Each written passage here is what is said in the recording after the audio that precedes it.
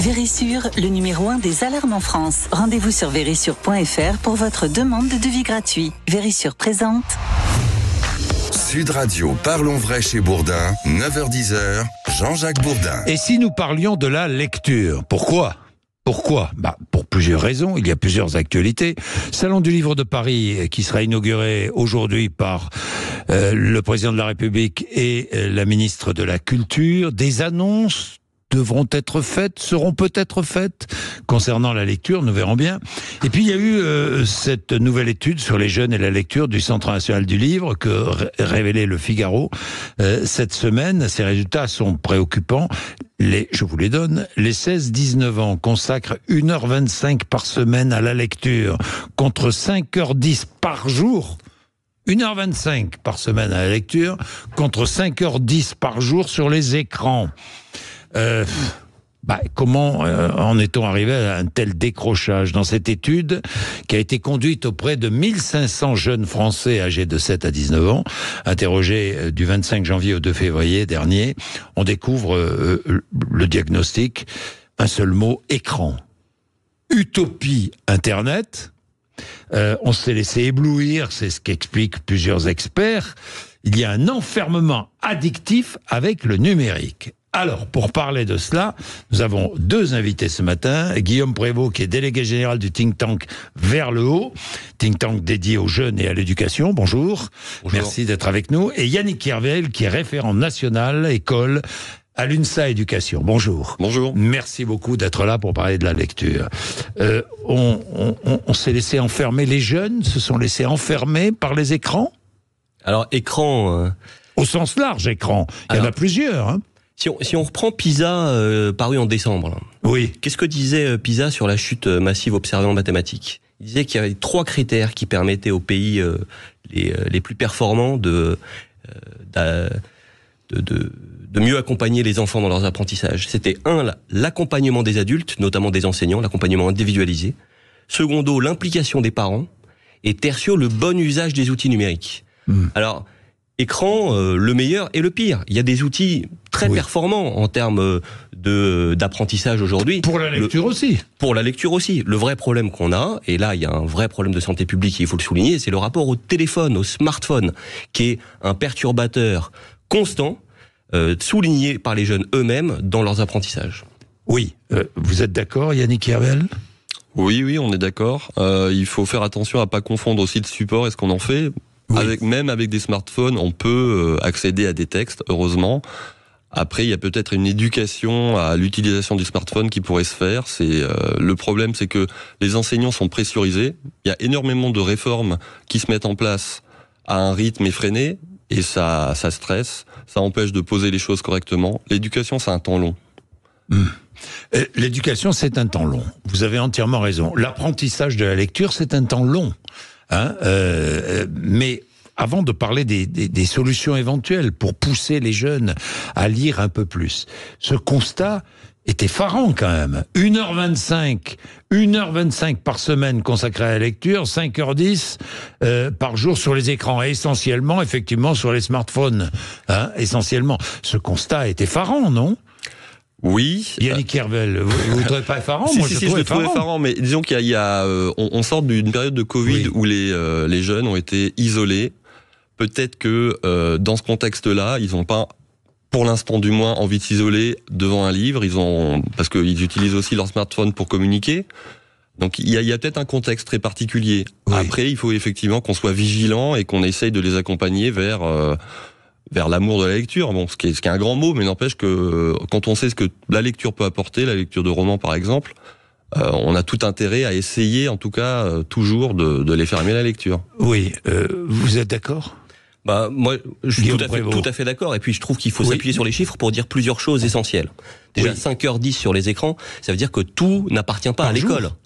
Oui, tout à fait. Donc ça veut dire que l'école n'est pas la seule responsable et c'est pas l'école qui va apporter toutes les réponses aux problèmes d'éducation des enfants. Les 5h10, c'est pas l'école, hein. Non, tout à fait. Que les choses soient claires, hein. C'est le smartphone avec les copains, les copines, on joue sur son smartphone, etc., etc. Enfin, tout le monde sait. Donc cette étude, tous les parents savent. Cette étude, elle est très intéressante, justement, vous le dites bien, parce qu'elle met en première ligne les parents, les familles, le rôle décisif des parents et des familles.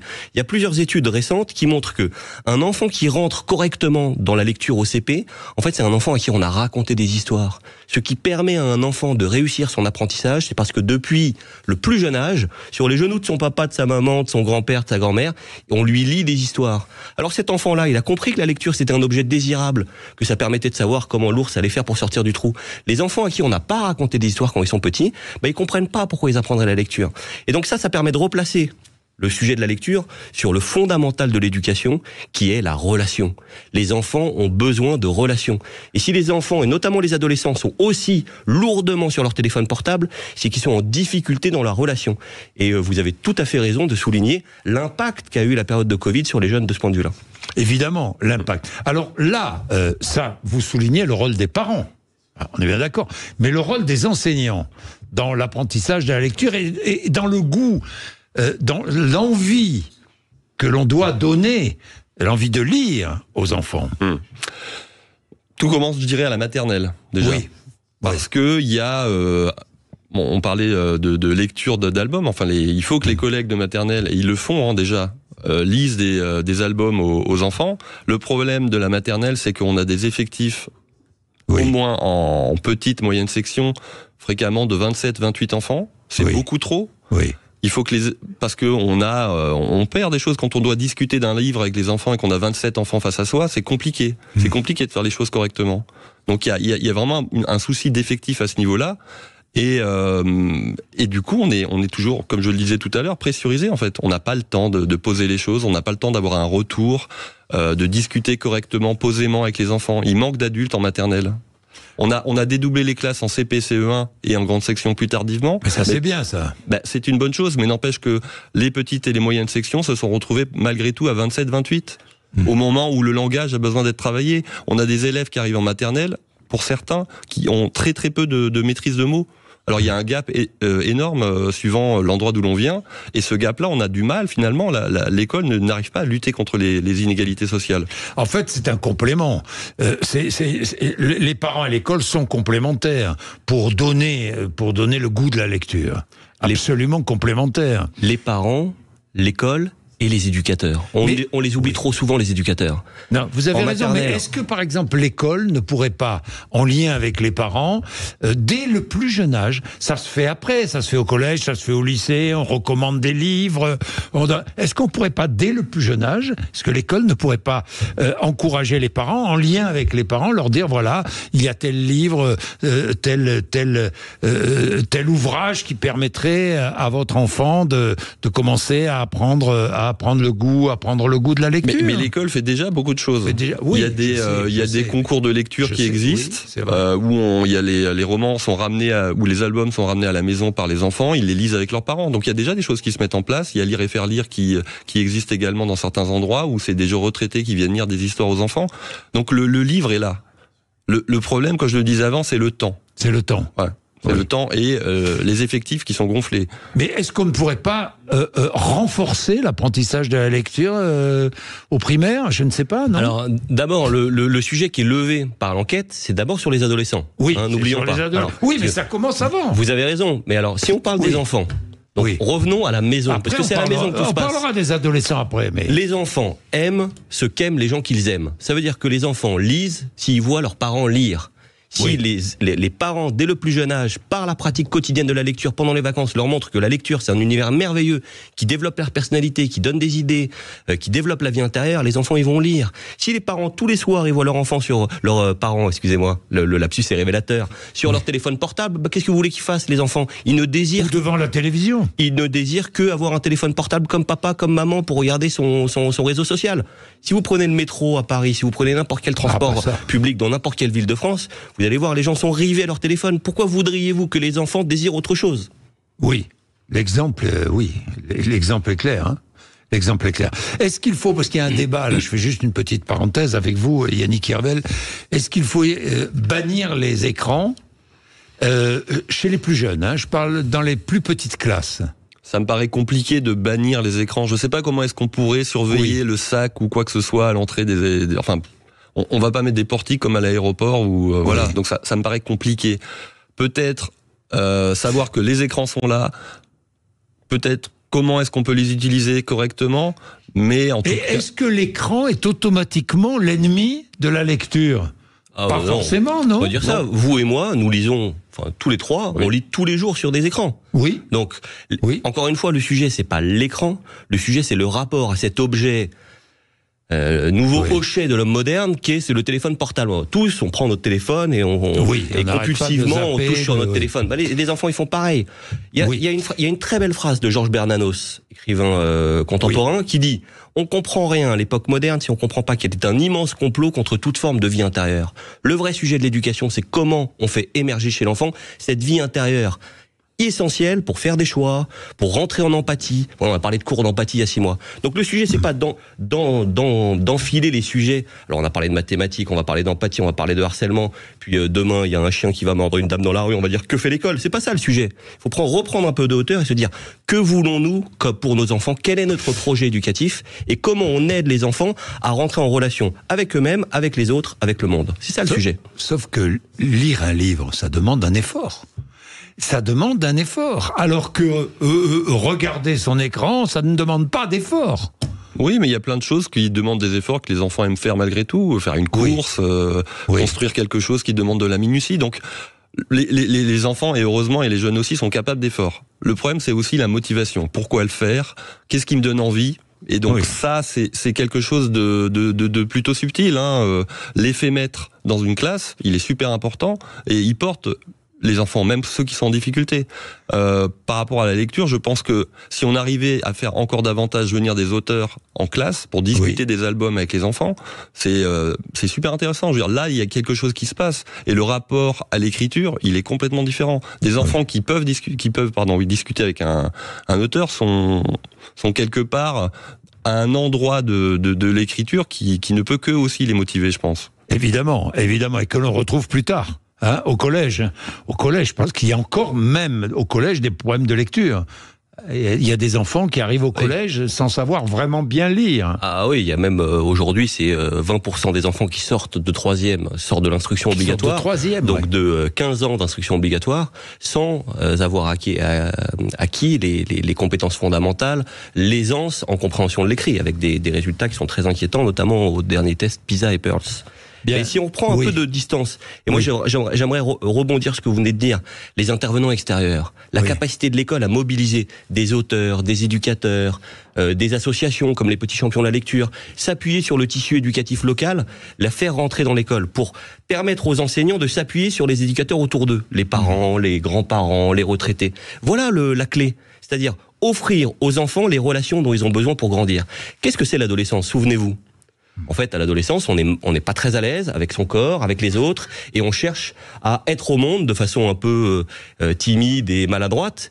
Et si on répond à ce besoin, alors les enfants, ils vont naturellement, si on leur dit la lecture, c'est un bon moyen pour être au monde, gagner en confiance en soi, construire votre projet, se construire en tant que futur adulte, alors la lecture va devenir un objet désirable. C'est là qu'il faut appuyer. Alors nous allons demander à des auditrices et des auditeurs, comment faites-vous ? Comment avez-vous fait pour pousser vos enfants, leur donner le goût de la lecture? Racontez-nous, parce que j'imagine que chacun a ses petites astuces. Hein? Effectivement, nous avons tous réfléchi à ça. Nous sommes tous posé la question, comment nos enfants vont-ils aimer la lecture? Eh bien, racontez-nous. 0826 300 300, on va faire une page de pub, il est 9h44, à tout de suite. Vérissure, le numéro 1 des alarmes en France. Rendez-vous sur vérissure.fr pour votre demande de devis gratuit. Vérissure présente. Sud Radio, parlons vrai chez Bourdin, 9h-10h, Jean-Jacques Bourdin. Bien, nous parlons beaucoup de lecture, c'est très intéressant, pendant la pub, nous échangions. Marie va se joindre à nous, Marie est à Biarritz. Bonjour Marie. Bonjour Didier, bonjour tout le monde. Didier, je sais pas qui est Didier là. Non, mais c'est pas grave. Marie. Oui. Qu'est-ce que vous vouliez dire à propos de la lecture? Je voulais dire que, alors déjà, je trouve le sujet très intéressant. Moi, j'aime beaucoup lire. Et par rapport aux enfants, puisque vous disiez quelle est l'astuce que vous donniez à vos enfants. Voilà. Alors nous, quand on fait les courses, bon, bien sûr, les enfants, le mien, il a 8 ans et demi maintenant, mais depuis qu'il a 5 ans, 4 ans, vous savez, quand on fait des courses, les enfants réclament toujours quelque chose. Maman, est-ce que je peux avoir ci? Est-ce que je peux avoir ça? Est-ce que je peux prendre une petite voiture? Est-ce que je peux prendre un petit chocolat? Donc moi, ça a toujours été, écoute, regarde les livres, regarde si t'as un livre qui t'intéresse et t'as le droit de repartir avec un livre. Voilà une bonne, voilà. Ben voilà, Marie, c'est une petite astuce, mais qu'est-ce que vous en pensez, messieurs? Grande astuce. Grande astuce, parce que, encore une fois, le rôle décisif des parents qui rendent l'objet livre, l'objet histoire, l'immense monde que ouvre que permet la lecture d'un livre, un objet désirable et valorisé par les parents. Bravo Marie. Oui. Ça fait plaisir. Non, mais c'est vrai, c'est une bonne... Hein, Yannick Hervel? De toute façon, oui, l'acculturation, la présence des livres autour de soi, c'est un facteur d'entrée dans la lecture qui est primordial. Oui, entouré de livres, il faut être entouré de livres. Marie, merci. Merci à vous, bonne journée. Merci, faites comme Marie, appelez 0826 300 300, c'est vos petites astuces pour pousser vos enfants à lire. Alors, oui, je le disais, vous aviez raison, il faut absolument sensibiliser l'enfant à la lecture. Bon, très bien, mais on lit des histoires, c'est une solution. Est-ce qu'il y en a d'autres? Est-ce qu'il y a d'autres solutions? Il y a un outil qui me semble, à mon avis, qu'il faut qu'on évoque ici, on en a un peu parlé avant, c'est le Pass Culture. Ce Pass Culture vise à donner aux enfants... C'est quoi le Pass Culture? Allez-y. Alors c'est une politique qui a été mise en œuvre sous le premier mandat de Monsieur Macron, qui visait à donner un bon d'achat, si vous voulez, sous forme dématérialisée via un site internet, pour permettre aux jeunes d'acheter des produits culturels. Alors, il y a eu des débats au début parce qu'ils ont dit, en fait, tout ça, c'est fait pour acheter des mangas. En fait, on a des chiffres, des retours très intéressants qui montrent que, effectivement, c'est d'abord des mangas, mais qu'une fois que les enfants rentrent dans les mangas, en fait, après le manga, ils vont vers autre chose. Mais le manga, ça sert on lit. Bien sûr. Hein, bien sûr. C'est pas grave, un enfant qui lit des mangas. Du tout, surtout des mangas, il y en a de plein de manières, enfin il y en a de très très différents, pardon. Par rapport à ce que vous disiez avant, on peut aussi mais pourquoi ne pas utiliser les mangas à l'école? Je pense qu'il y a des collègues qui utilisent les mangas à l'école. Qui doivent utiliser. Oui, bien sûr. Je pense qu'il y a des mangas dans les bibliothèques scolaires. Pour entrer dans la lecture, on peut aussi faire dire des textes à voix haute, faire du théâtre. Bon, ça a été proposé. Le problème, c'est d'une bonne idée, le théâtre. Mais il faut former les enseignants avant, parce qu'on ne devient pas prof de théâtre comme ça en claquant des doigts. Donc il y a la formation, qu'elle soit continue ou initiale, est aussi primordiale pour que tout se passe pour le mieux, pour les enseignants et pour les élèves qu'ils ont à leur charge. Alors sur ce plan, c'est un sujet intéressant, parce que ça montre finalement qu'est-ce qu'être éducateur aujourd'hui, qu'est-ce qu'être enseignant aujourd'hui. Et finalement, de mon point de vue, on en demande beaucoup trop aux enseignants. Les enseignants pourront pas être comédiens, spécialistes de l'égalité entre les filles et les garçons, spécialistes du développement durable. Les enseignants sont pas des des surhommes, bien sûr, mais on peut pas aller plus haut que le ciel. Donc, le vrai sujet, c'est comment on donne les moyens aux enseignants, aux équipes pédagogiques de faire appel à des intervenants extérieurs, de mobiliser les adultes qui sont autour d'eux, les entreprises, les parents, les associations, les collectivités, pour apporter des ressources éducatives variées, correspondant aux besoins des enfants. C'est beaucoup plus efficace sur notamment l'accompagnement des enfants en difficulté que le fait de créer des groupes de niveau qui peuvent être stigmatisants. Oui, ça je comprends bien, mais comme le disait Yannick Herviel, il y a des enfants qui savent à peine parler. Avant d'apprendre à lire, hein, il faut parler. Il faut parler, et pour pouvoir parler... Et un certain nombre de mots, connaître un certain nombre de mots. Oui. Donc l'acquisition du vocabulaire en maternelle est super importante. C'est super important. Bon, mais on parle beaucoup d'école élémentaire, mais je voudrais parler du collège. Parce qu'une fois que l'enfant a passé son école primaire et qui n'a pas vraiment appris à lire, comment faire ensuite au collège pour lui donner envie de lire? Alors d'abord, il faut faire un diagnostic. au moment même, à 10 ans, 11 ans, au moment même où l'enfant se transforme, il rentre dans l'adolescence, il découvre le monde autour de lui, il est plus loin de ses parents, c'est un moment d'une certaine violence, le collège. À ce moment même où l'enfant est en vulnérabilité, on casse le lien privilégié qu'il a à l'enseignant avec le primaire, et on lui dit maintenant tu vas rire, toutes les 50 minutes, tu changes d'heure de classe, t'as plus d'enseignant, t'as un prof de français, un prof de mathématiques, un prof d'histoire géo, un prof... Avec aucun, t'as une relation, et débrouille-toi. Là, il y a quelque chose qui marche pas dans notre système. Notre collège, on a construit notre collège comme un petit lycée. Or, les adolescents sont des enfants, ils ont des besoins relationnels, d'accompagnement, affectifs, auxquels on ne répond pas. Et là, il y a un vrai sujet, et on le voit au niveau de la lecture, parce que, au moment, à l'entrée au collège, en fait, on observe ce qu'on appelle la vallée de la mort, c'est-à-dire que les enfants quittent la lecture et n'y reviennent plus. Donc le vrai sujet qu'on a aujourd'hui au collège... Les enfants, même les enfants qui ont été sensibilisés risquent de quitter la lecture. Ah oui, ils la quittent massivement. Hein. Les chiffres, ils la quittent massivement. Ils la quittent massivement. C'est un phénomène très observé par les éditeurs. Donc le vrai sujet qu'on a à l'entrée au collège aujourd'hui, c'est pas un sujet de niveau en mathématiques, en histoire géo ou en français. C'est un sujet d'accompagnement humain des enfants. Et là-dessus, les chiffres de PISA sont clairs. La France est très en recul sur les 3 critères fondamentaux qui permettent notamment aux adolescents de réussir. Le suivi individuel de leurs enseignants, l'implication des parents à l'école et le bon usage des outils numériques. Mais on leur distribue un ordinateur, une tablette, dès qu'ils arrivent au collège. Oui, alors plutôt que la tablette, moi je préférerais parler des professeurs documentalistes qui ont un rôle aussi super important au sein des collèges. Professeurs documentalistes. Oui, tout à fait, qui organisent des séances de découverte de livres, de recherche dans les CDI. Et leur rôle... Ils ont un rôle d'accompagnement et de découverte de la lecture plus poussé, on va dire, au collège en tout cas, puisque c'est leur métier qui doit être davantage utilisé. Donc Mais c'est peu utilisé, non ? C'est pas assez utilisé. On manque de professeurs documentalistes, clairement. Oui. C'est professeurs documentalistes. C'est vrai qu'on n'en parle jamais. On n'en parle jamais. Jamais. Et pourtant, ils sont là. Et pourtant, ils sont là et ils sont importants. Et ils sont très importants. Est-ce que, je sais pas moi, les bibliothèques sont très fréquentes. Les bibliothèques collège fonctionnent bien ou elles sont fréquentées ou pas trop ? C'est variable. C'est variable. Ouais, ça dépend. Et donc là, le rôle du professeur documentaliste, vous avez tout à fait raison, mais aussi le rôle des surveillants, le rôle de l'équipe pédagogique, le rôle du CPE, le rôle du psychologue de l'éducation nationale, métier fondamental qu'on a complètement laissé de côté. Donc ça veut dire que cessons de ne faire reposer notre effort éducatif que sur les seuls enseignants. Il y a plein d'autres éducateurs, les enseignants sont au cœur, notamment compte tenu de leur position symbolique dans notre histoire, dans l'histoire de notre école républicaine, mais autour d'eux, il y a des éducateurs sportifs, des documentalistes, des enseignants de l'éducation nationale, les parents, et c'est cette communauté éducative autour de l'école qu'il faut mieux mobiliser, notamment au collège. Messieurs, merci. Très intéressant, hein. On pourrait en parler des heures. La lecture. Nous attendrons maintenant les annonces qui seront faites aujourd'hui. Merci, 9h56. Tout de suite, Sud Radio Média, dans un instant, enfin tout de suite, juste après les infos, Valérie Expert, Gilles Gansman reçoivent Éric Nolot. Sud Radio, parlons vrai chez Bourdin, 9h-10h, Jean-Jacques Bourdin. Avec Vérissure, le numéro 1 des alarmes en France. Rendez-vous sur vérissure.fr pour votre demande de devis gratuit.